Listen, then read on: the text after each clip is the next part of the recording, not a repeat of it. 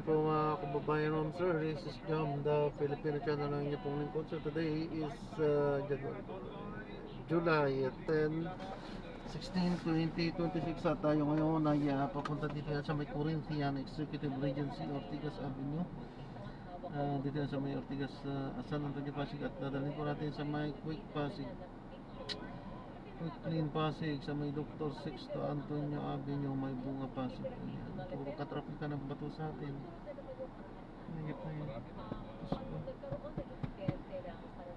Ayan, so disclaimer lamang po, ang content po natin ay kalsada at hindi ang passenger, kaya naman sakasakali man po na may marinig kayo mga pangalan ng lugar, pangalan ng tao, pangalan ng organization sa government o private man yan, ay wala pong kinalaman ng channel nito.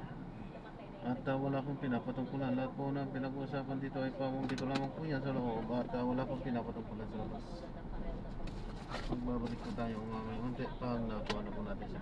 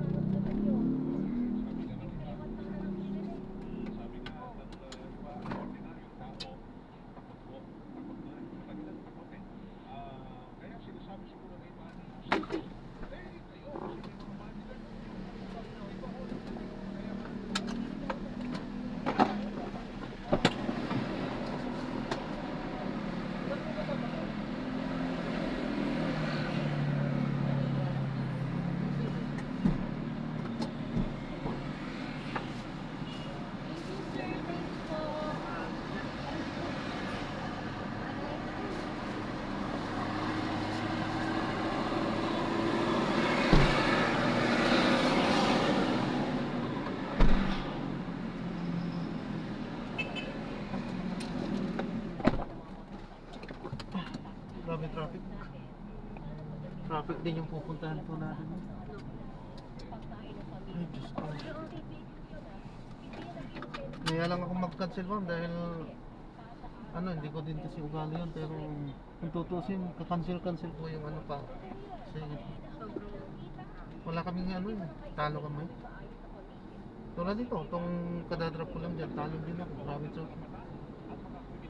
Yan po ang disadvantage ng ganitong hanap buhay pag na-traffic kami na.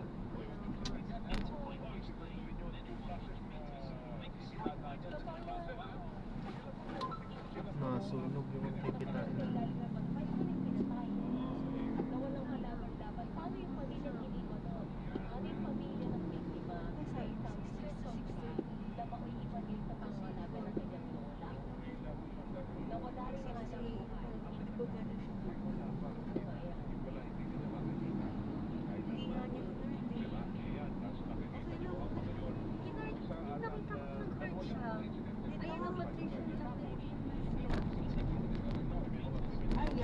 Ito kasi sinasabi ko yung pagpatay naman sa isang marine biologist. Sa loob ng bahay. Sa loob ng bahay, nagpapakanya, nanonood ng television, bigla may pumasok na mga suspect at pinagbabaril. Ang laki-laki po ng ambag sa libo na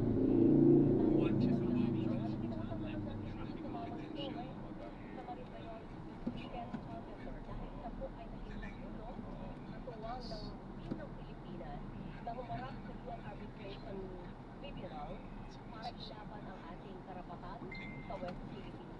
At ito sa kanilang bakit. Dahil sa Sharon ay meron po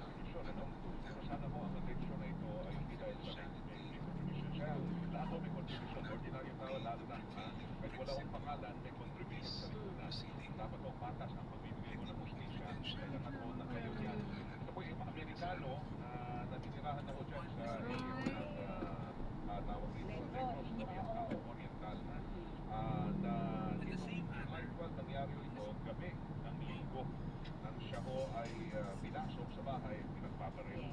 Ngayon, yung kanyang, originally, yung kanyang detail partner na to, or kinakasama, ay sinasabing naging person of interest. Pero meron din isang anggulo na sinasabi na sa molesta din yung babae. So parang ang nagpapalabnaw yun ng anggulo na person of interest na kung bakit siya inabiktima doon sa incident. Yan. So atin na kong hihintayin at makakausap natin ang direktor ng Negros Oriental Provincial Police Office. Dahil ang pinakahuli doon, meron ng mga na-arresto ilang mga Meron suspect. po na insidente, Wayne, sa Marikina. Nakita ito ng CCTV.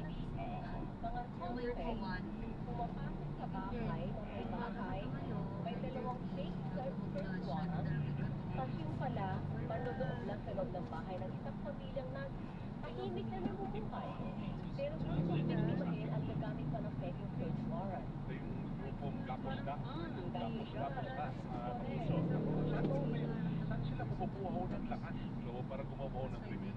Para sila daw ang bida. Yung mga kriminal ho ang bida, ang mga inosenteng tao, sila ho ang kawawa. Takot na takot. Tama, Wayne.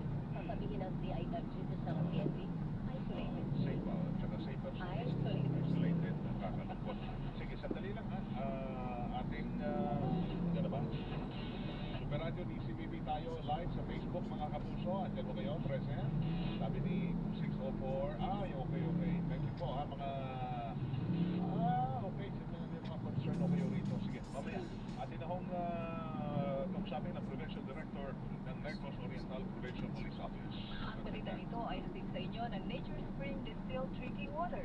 Trust your instinct. Choose a trusted distilled water brand by Doctor.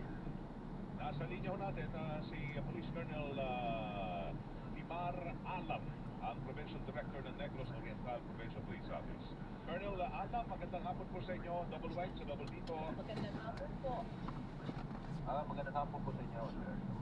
Thank you sa oras o ninyo. Bigyan niyo naman po kami ng update kasi di po inanunsyo dito sa Campo Crame kanina na yung tatlo sa mga suspects sa pagpatay sa marine biologist si Dr. Ken Carpenter ay nahuli. Yung dalawa doon nahuli, yung isa daw po ay sumuko. Pero eventually, he was arrested. May isa pa po hinahanap.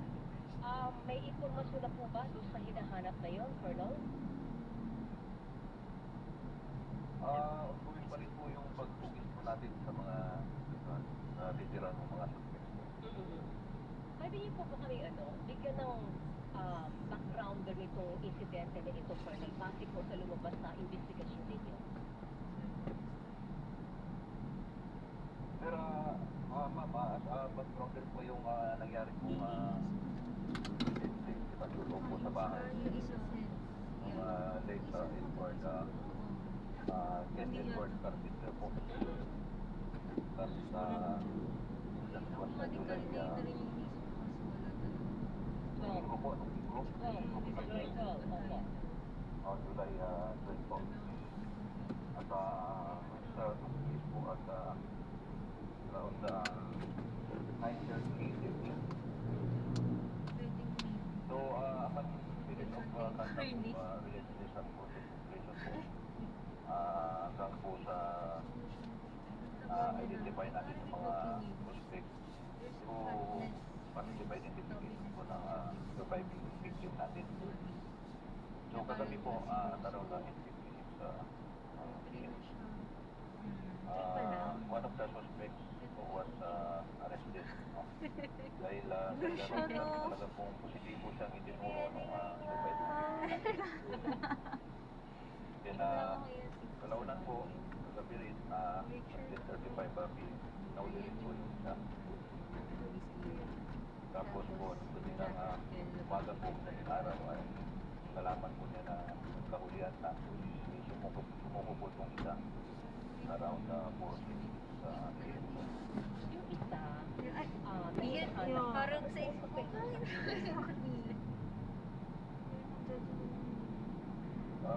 Based po dito sa mathematics sa nating buwan.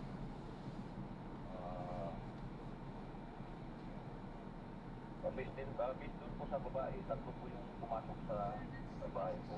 Okay.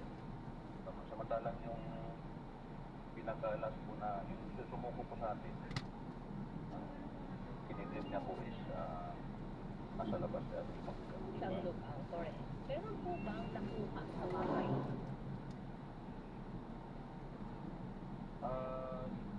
Yun po yung mga nakuha pa, sabi nung surviving victim natin. Oo.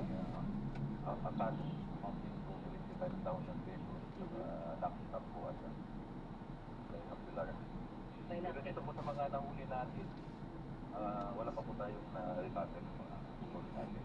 Yan sa mga nahuli mo, Colonel, nandyan ho ba yung mismong gunman? Bumaril or lahat sila ay bumaril? Tinuturo po yung unang nahuli po natin, yung po ang tinuturo ng surviving victim natin. Siya ang gunman. Totoo po ba na yung live-in partner ay namolestya? Yun po yung one niya, ma'am. Pinitip niya, ma'am. That is why, ma'am, pinasubject natin sa DNA testing po, ma'am, sa ministry. Ano po resulta? Wala pa po tayong basta definitely, ma'am,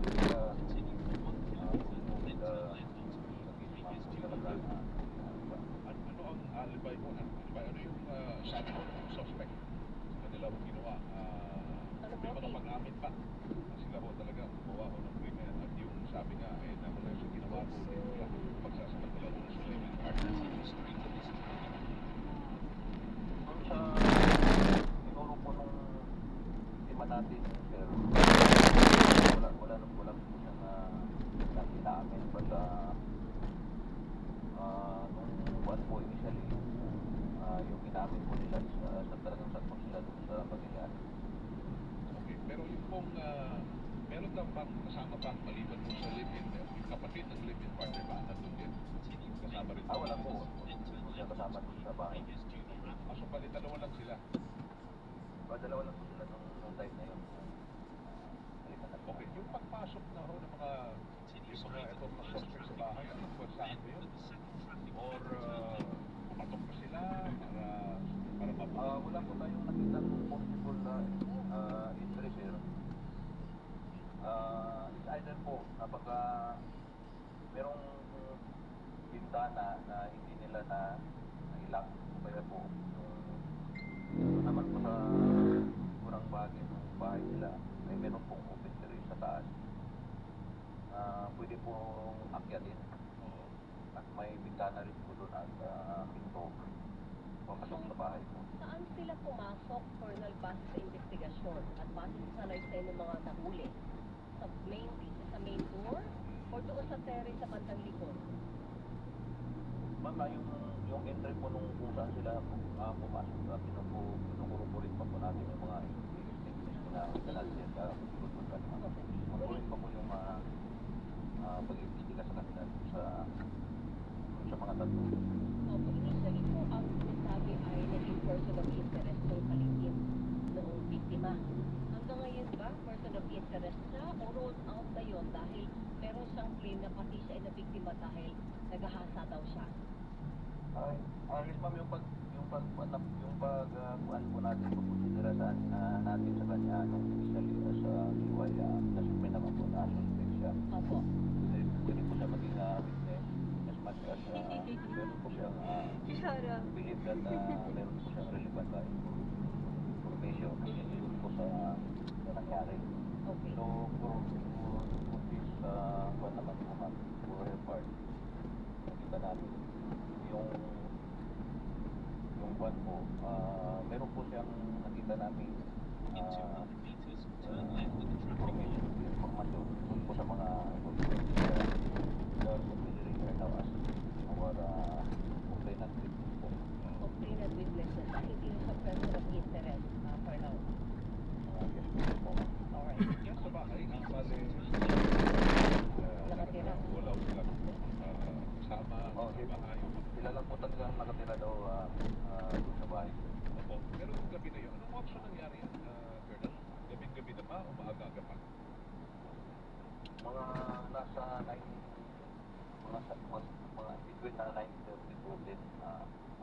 mga ganun po. Sa probinsya, malalim na gabi na yun, Colonel. Opo, kasi Pero yung kanilang tirahan ba, ano ba yan? papasok pa yun sa kanila po eh. Papasok, Parang overlooking po, mga siguro mga 3 kilometers galing sa highway. So wala silang mga kapitbahay mo? May mga kapitbahay naman po sa atin yung hindi naman sa Layo-layo. medyo malalaki din yung mga bahay. Okay. Now, ngayon, ang only way ang para ma-identify yung lang, yung limit partner lang. Siya lang nakakilala. Walang ibang witness sa area, mga CCTV para support na ito, nakita natin itong mga inimito na pumasok, wala naman mga CCTV. Sa mga CCTV wala pa po, underman pa rin po examination ng cybercrime natin. Okay, yung bahay, wala rin CCTV yung bahay. Pero yung pangatlo po na nagkuhan, surrender,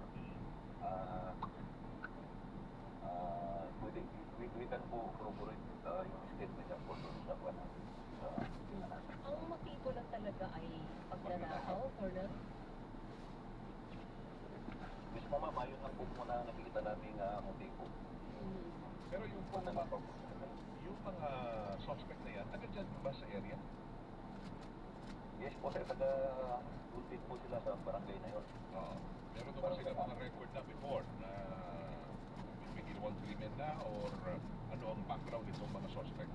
Yung unang nahuli po namin dalawa ay pareho pong may mga theft cases po. Talaga may record na ng pagnanakaw. Nanakaw. Oo. Tapos yung lookout, Surrender naman po is sa susugal po ng illegal gambling. Oo.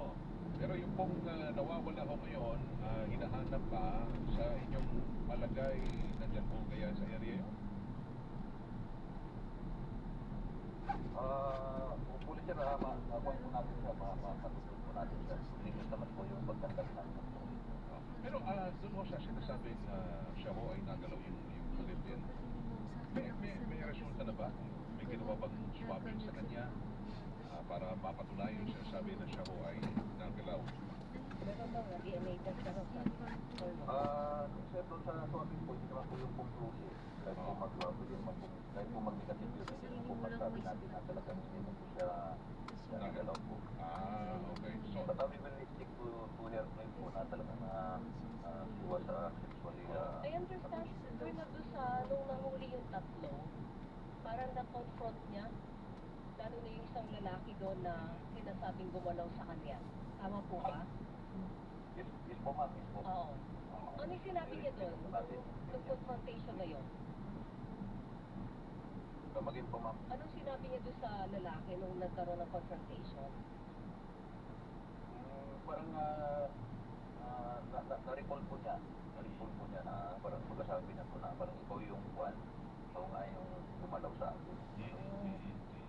Talaga may gano'n nangyari, kawawa na. Ilan taon na po ba sila nagsasama ni Dr. Ken Carpenter? Mga nasa 7 to 8 years na po daw. Tagal na rin According pala. sa Wala po silang anak, Colonel. wala po na. wala, oo. Talagang binasok lang yung biktima, nanonood lang ng television. Yung tatlo pala, nakasampa na po ba yung ng kaso yung tatlo? Na-inquest na?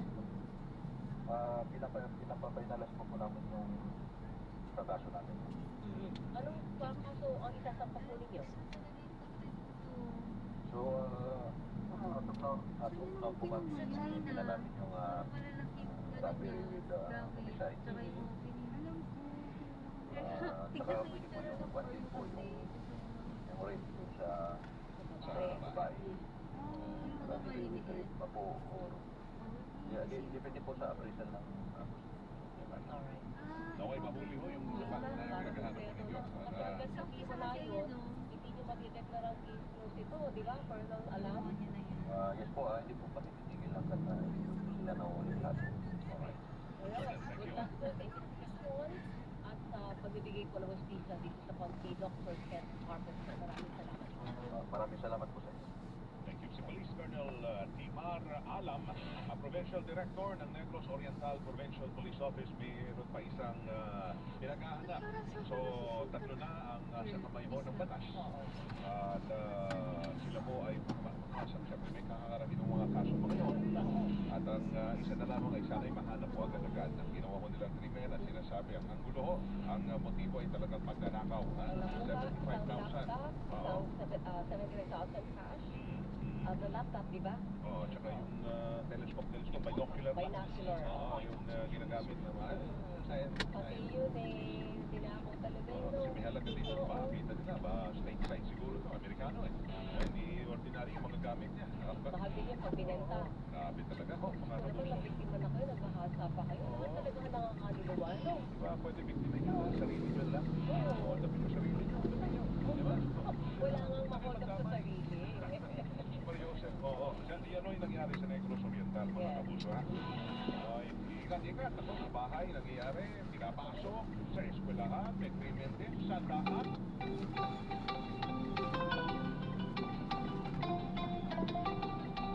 Sagutin ko lang po.